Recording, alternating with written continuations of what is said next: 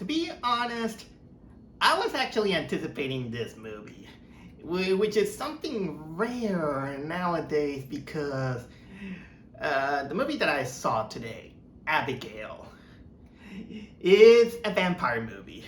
And over the last few years, I I was kind of like I was how can I explain it? I did mention a few vlogs that I wasn't very keen on vampire movies because the more vampire movies I was watching, it came to the conclusion that, well, vampire movies are getting boring nowadays because I don't know. I felt like everything is kind of the same. Vampires weren't exactly as kind of like the grand monsters that I used to, how can I say, to hold a cup of tea or something like that. I think it was kind of like a phase, or maybe it's because the last few vampire movies that I saw, at least on the big screen, didn't scare me or didn't impact me as much as it is. I remember the last. I think that notion was killed after watching that awful movie called what was it? The Invitation. But then again, I didn't hate what was it? Renfield. I didn't hate Renfield as many people did. I was surprised that some people really hated Renfield. I didn't think it was a terrible movie. I just that I know that it was kind of like lackluster. But yeah, it wasn't kind of like the wow factor that it got me into it. But well, the trailer of Abigail seemed like kind of like something kind of like interesting, and it kind of added something a little bit sillier on to the mix of a typical vampire movie, but this time, well, they add that the vampire in question is also a ballerina. And I like ballet. I don't practice, but I love watching ballet. So much that even when I was in my high school years, I like to watch Angelina Ballerina. Yeah, it feels weird for me to be a grown up and saying that I love Angelina Ballerina, but this is kind of the extent to show you why I like watching ballet, and there is kind of like a certain, how can I say, interest in the art of dancing and ballet, kind of like even more than the traditional dances like samba or something like that. But okay, I'm stretching the whole thing out when I was supposed to be talking about the movie that seemed kind of like a far-fetched premise about a ballerina vampire. And then it also began to hit me that the people who directed that movie is none other than what was his name? Matt Bettinelli Alpin and Tyler Gillett. Who these guys? Well, they did work on the recent Scream movies, which, well, they were hit or miss actually.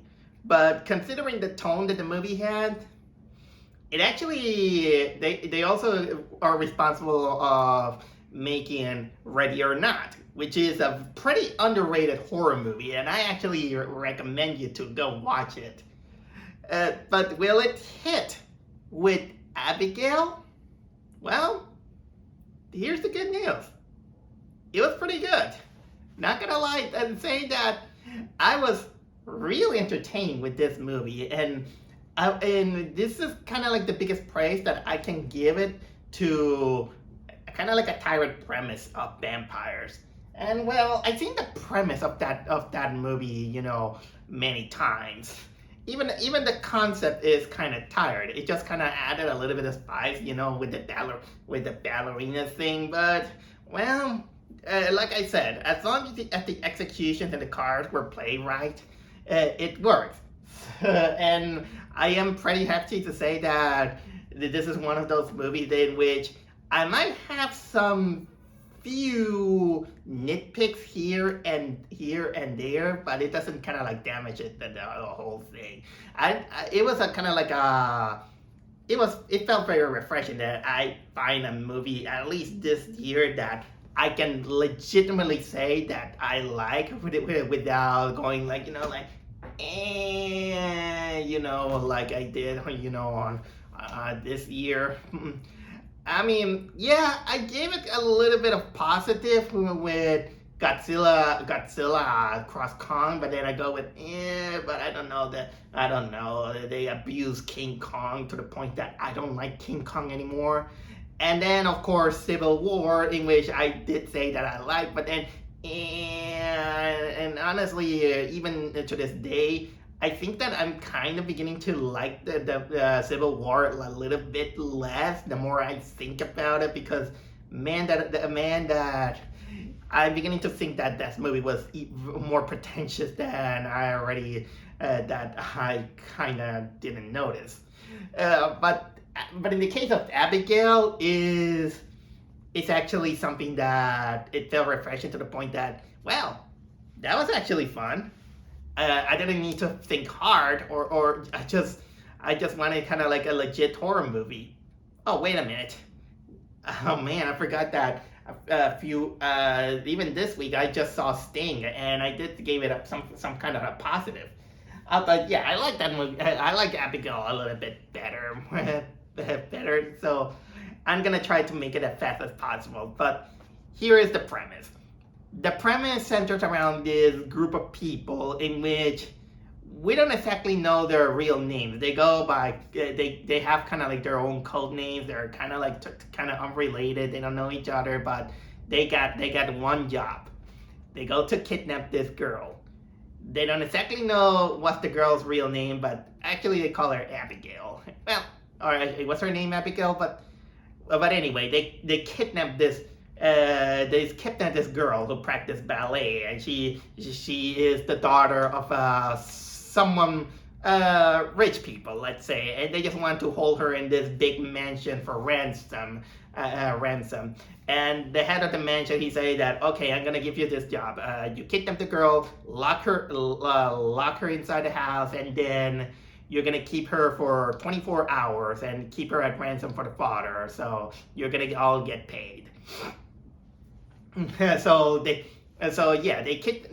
kidnap the Abigail girl, and then of course, because this is a horror movie, they don't know that this little girl is much more than that. And if you saw the trailer, yep, she is basically a ballerina vampire. And the people, there are a lot. They got trapped in this big mansion, and now it is a race for survival. I wish I could not spoil you too much, but I think this is kind of like the problem that the trailer has, is that it kind of reveals a little bit too much. I think that the trailer could have benefit without, going with the twist that, oh yeah, the child is a vampire. Although I think that wasn't exactly kind of like the selling point, because at least there's some other aspect that the movie sells instead of showing the twist that the child is a vampire. But honestly, if they could have kept that kind of like a secret, maybe it could have hit that twist a little bit more. But on the other hand, I can see where the double-edged sword lies, in which if they don't show that it was gonna be kind of like a ballerina vampire in the whole movie, maybe it wouldn't attract as many people that there is. You see, this is something that I have kind of like this love-hate relationship with trailers nowadays. Is that trailers nowadays they reveal a little bit too much than when it should be. And in hindsight, I gotta give it a little bit of credit to Civil War. Is that maybe Civil War was a little bit deceptive on the trailer, but at least it didn't showcase too much about what the real thing is. So maybe the trailer should be a little bit more deceptive in order to make the experience of the movie work better. But okay, that's kind of like a nitpick because I will say that for a premise that it goes there, it's fun. It was a fun movie than I expected, and luckily the movie brings out a little bit more than just a ballerina vampire. I'm gonna try not to reveal too much, but let's say that it is kind of like an experience that the more you go on, you discover kind of like more layers around the mythology behind it, the background of the Abigail character, the background of the people that you hang around. So and well, I gotta say that it is fun. It goes in an evenly fun pace that, you know what, it does capture some of the things that I actually like on Ready or Not. Because the funny thing is that the more I was watching the movie, the more I felt, you know what, the style of humor is kind of feeling like Ready or Not. And you know what, it's the same directors, like I said. So so kudos on that. And this is all also this also holds up because of the great acting. The acting is actually pretty good for a horror movie. Everyone is kind of like snarky, silly, or sometimes playful, and it I gotta say that I bought it. It actually works. Actually, kind of like for the most part. Let me go a little bit, with the characters. For example, I'll start out, with the girl, Abigail, played by Alicia Ware. She is really good. She is and this is kind of like rare to say for a child actor. Although, how old is she right now? Let me check a little bit because I think they wanted to sell her like she is kind of like 12 or something like that. Oh, she is a little bit older than I imagined. She was born in 2009. Although they sell her that she is kind of a little bit younger. I'm getting lazy on doing the math, but it works. She does work. She does work on playing both kind of like innocent, but at the same time deceptive, and although she's not exactly creepy, but she does play the role of being manipulative, and when she plays out kind of like deceiving, this is where her role does well. And then we got the of course the other characters, which is of course the kidnappers. The kidnappers, they are all kind of unlikable. This is one of those few movies that I was actually more rooting for the monster to kill them all instead of surviving. And because all of them are unlikable. Although kind of in a funny way. Although the movie kind of tries a little bit too hard to make you root for them because, well, they're trapped. You're trapped with them, and they have to survive kind of like a bigger evil than what they can handle on. But let's face it, you are with kidnappers, and then it is revealed that these guys are kind of like more than that. although they're not basically stereotypes, they have kind of like character they have kind of like character traits that you say that, okay, this is a bigger asshole than you're kind of like that, you're specializing in being a hacker, you're kind of like the muscle man or something like that. uh, there is no pun intentional. You're the black guy with a military background and something like that, and so on, so on. There are some kind of like characters that you're gonna stick more with that. I'm not gonna reveal all of them, but at least I'll say that there are two in particular in which these are kind of like the kidnappers that technically keep they're the ones that take over mostly the lead on the movie. One of them is the guy who he's known as Frank. He's played by Dan Stevens. Yeah, Dan Stevens. The only guy he is. I only remember him because I know that he was in the last Godzilla and Kong, the New Empire, but I mostly know him because he played the Beast in the awful Beauty and the Beast remake. But at least he makes it up on this movie. He plays kind of like a total douchebag and a snarky douchebag, and my God, he delivers it. Basically he's kind of like every time he is on screen, it just escalates his douchiness up and more and more. And the other character that I do want to say, in which is, I will say that this is also probably my personal weak part of the movie, is that the movie, like many horror movies, they always feel like they always feel obligated to have a final girl. I know that I might spoil too much, but honestly, horror movies are kind of abusing this. And that is the character that is known as Joy. She is played by Melissa Barrera, who she was also the character who plays Sam Carpenter from the new Scream movies.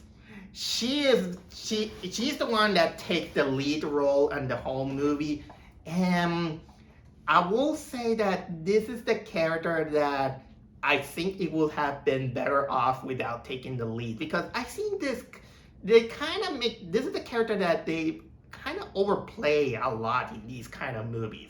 This is the character that they kind of force a little bit, trying to make it kind of giving her a sympathy card. They want to make this character kind of like the more sympathetic to the Abigail character, and they wanted to give her more a sympathetic point by saying that, oh yeah, she's been a child, she's been a rehabilitating junkie, that she now has to deal with it by how can I say? Let me ask you, people, who in the right mind, they lick a lollipop and then they save it for later by putting it on a napkin or something like that? That's disgusting. I don't know. If someone does this, let me know. But yeah, this character, also her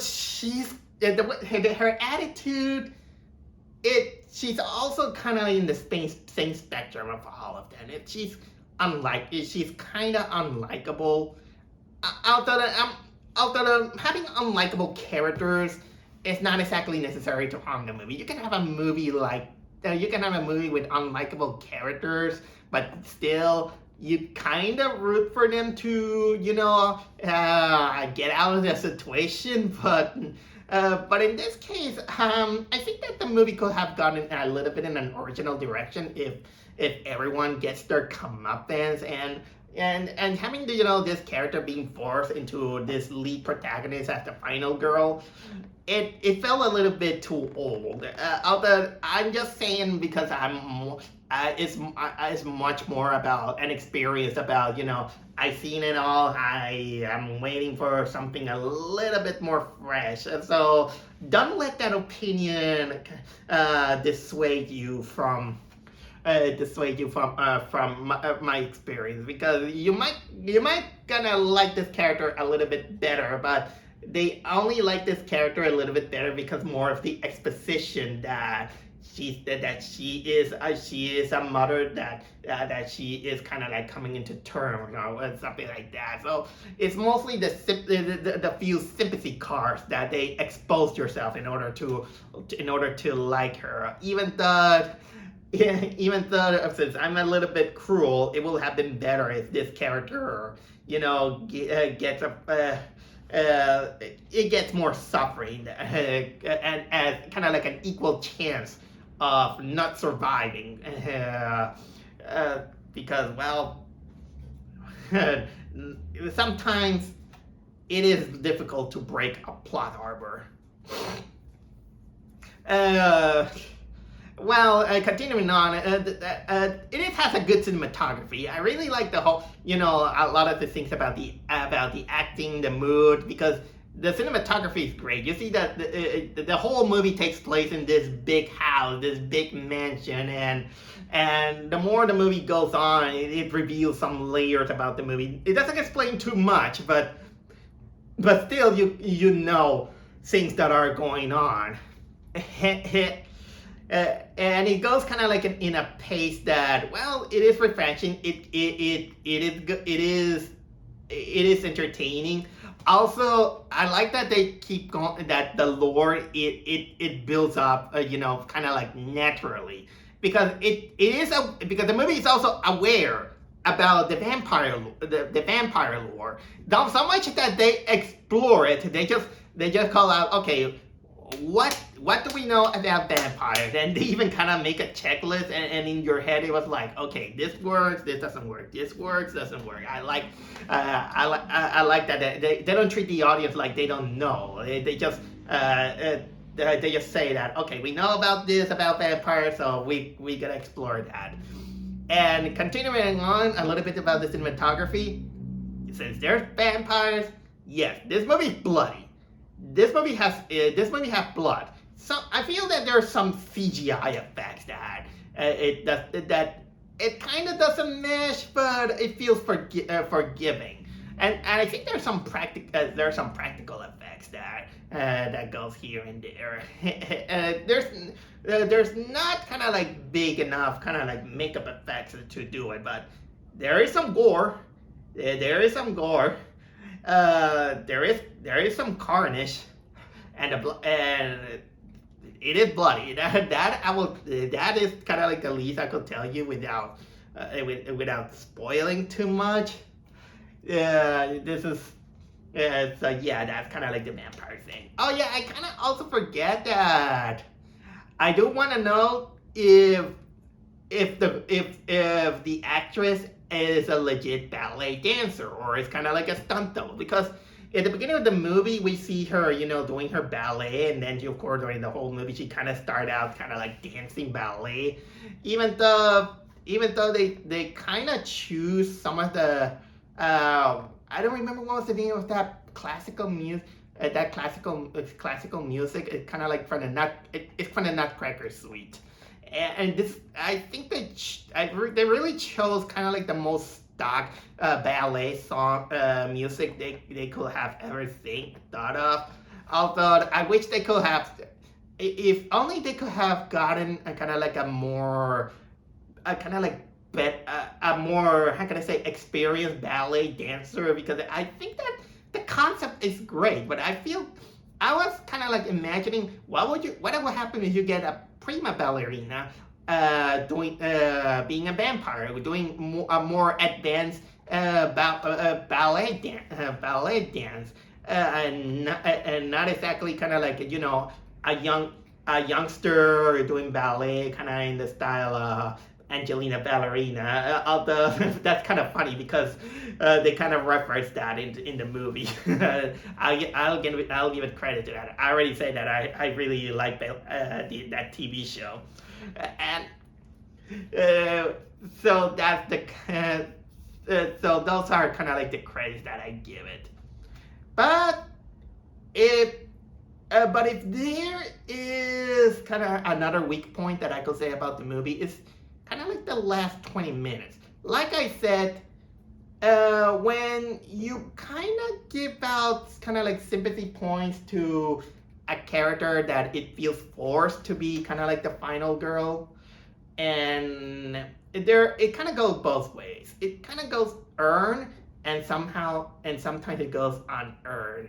In this case, you felt like it was kind of forced, or especially kind of like in when you even see it in the trailer that the main character she kind of forms a bond with the Abigail character. And honestly, I kind of wish that they didn't commit to that.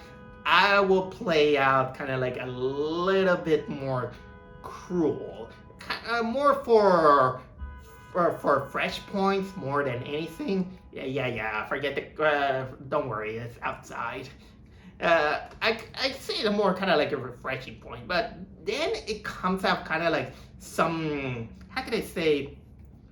It's some tweaks and some moments that just comes out a little bit out of nowhere, and this kind of harms a little bit the kind of like the ending, and it makes me wish that they could go into a little bit of a different route. They kind of also the movie also kind of tries but more in an exposition level to give some sympathy to Abigail by saying that yeah, my daddy didn't care, my daddy didn't care for me and all that stuff. Although this is more explored in an exposition level, and it kind of makes us care a little bit less. And honestly, I kind of wish they could have kind of like a better twist in that scenario. I'm just saying all that again without spoiling too much. The ending was a little bit too much to be desired, considering that because they wanted to start to play it a little bit safe and a little bit straight and narrow. It kind of missed the opportunity to make it a little bit more cruel. But cruel in a way of making the movie more refreshing than what it is. Although again, at the end result, it's not bad. It's not bad. It was actually good. It was good for what it's worth. I just kind of give it a little bit of a suggestion of what could be. But okay, I'm not the director. I'm just some guy who watched a movie, and I was like, yeah, everyone has kind of like the right to have some wishful thinking. It's not like, for example, Ready or Not actually has actually it's a better movie, because honestly that one broke my expectations. Actually, we got a character that actually earned to be a great final girl, because we root for that final girl, and even the ending of Ready or Not, it was awesomely satisfying. I'm serious. Yeah, you gotta check out Ready or Not. I don't. Did I make a vlog out of it, or did I make a Facebook post about it? You know what? I don't remember. But still, coming from the people who made Ready or Not, Abigail was actually pretty solid, and I'm actually pretty satisfied. I think that that's all I have to say about this movie without spoiling too much. I will say that if you want some finally kind of like a decent vampire movie, you gotta check this out. And if it is on theaters, well, good. It's not scary. It's not gonna kind of like be 100% scary, but it does have, how can I say, it kind of has this dose of dark humor, and the dark humor, well, it works. It works. And it makes me kind of like feel refreshed that I finally saw a movie that gave me some fun. Well, I saw Sting that got me entertained in the monster flick. Now we got, well, Abigail dancing away with my expectations high.